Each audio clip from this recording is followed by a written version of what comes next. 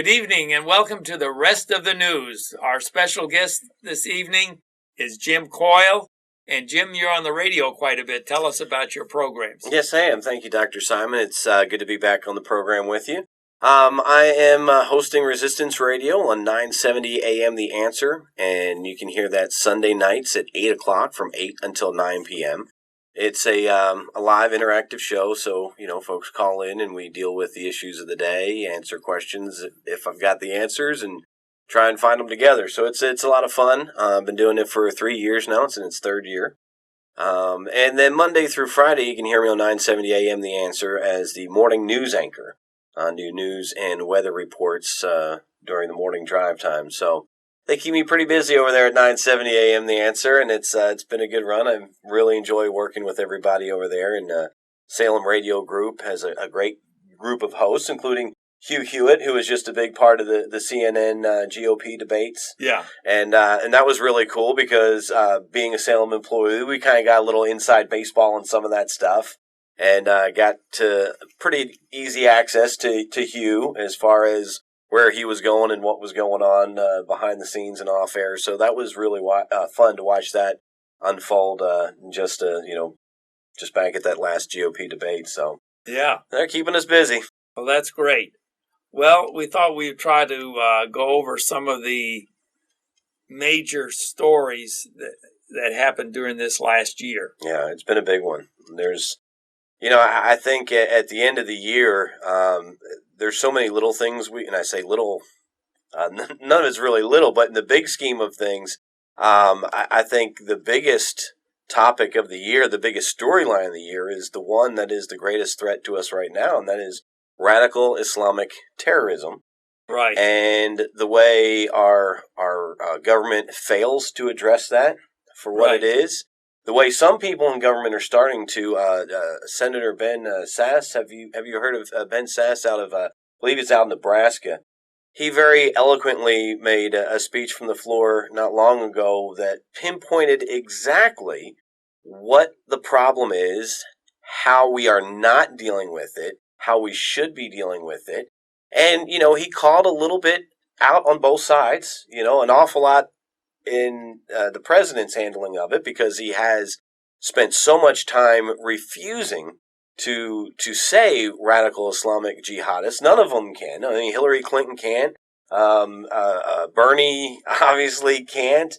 Joe Biden doesn't say it. Nobody on the left in the Democrat Party, in the administration, it has the clarity, and it's not about courage or strength, it's clarity to deal with the issue of radical Islamic jihadist. No, America is not at war with all of Islam. We're not at war with 1 billion people, but we are at war with a few million people, and they are hidden within the Islamic culture. They take the Islamic culture to a different degree. You can't separate. And this is a big problem that the administration, I don't think, understands. You can't separate radical Islamic jihadists from the politics, from the religion, because they incorporate it all. Radical Islamic jihadists believe the Quran is everything. Right. They believe you follow Muhammad's words to the letter, even if it means stoning your adultery wife or your lesbian neighbor. They believe it to the fullest extent. They will carry it out to the fullest extent. And they do it in the name of religion, but they also do it in the name of a social system, and they also do it in the name of political justice, because Sharia law is their justice system. So with this particular group of radical Islamic jihadists who have waged jihad against the West for years now, you have to identify that it does incorporate what is religion for them. Not being able to identify it is going to limit how you can address it and how you choose to address it. 99.9% of gun owners do not go out and commit a mass shooting. Yet the administration has no problems lumping all United States gun owners into one massive pile and say, here's the problem. But when it comes to radical Islamic jihad, he can't even sift through and say, here's the problem. He can't paint a broad brush over Islam the way he does his own American citizens. That's a huge problem. Right, right. And the fact that he wants to bring in refugees, we're talking maybe now upwards of 100,000 refugees from Syria, from Pakistan, from Turkey, from areas that are heavily not only Muslim but heavily supported by ISIS and ISIS Right. supporters. To bring that many people into a country where our vetting process has completely failed us. San Bernardino showed us how bad our vetting system is. Right. When Malika, the woman who came in, had already posted all over social media that she was a supporter of ISIS, that she wanted to commit jihad, and all of the things that the government is supposed to be doing for us. The watch list, gathering information, doing background checks. They want more power to do more and limit more of our freedoms, but they aren't even doing the ones that we've agreed to in the first place. Because if they did what was agreed to in the first place, there would be a fence along the Mexican border, and it would be patrolled, and we would be controlling immigration coming into the country. That goes back to the 1980s. We would be doing background checks on these people.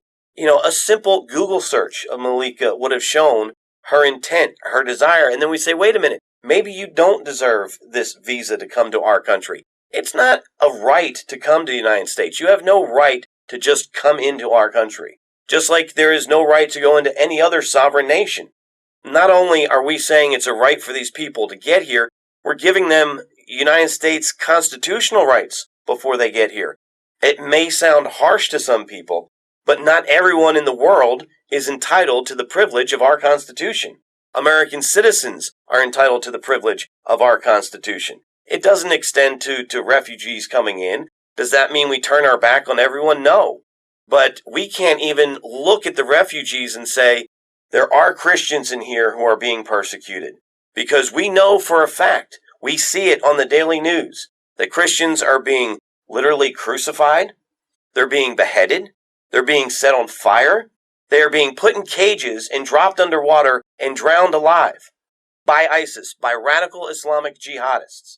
But we cannot go through that in this administration and say, these are the people in most need. These are the people in the desperate hour. Mosul, Iraq, has been a Christian city for over 2,000 years until ISIS came into the picture. There is not one Christian left in the city of Mosul. And has this president said anything about it? No. Are we doing anything about it? No. He stands on TV and tells the rest of the world and the nation that it would be un-American to use any type of religion as a litmus test for entry in a refugee program. That is a lie.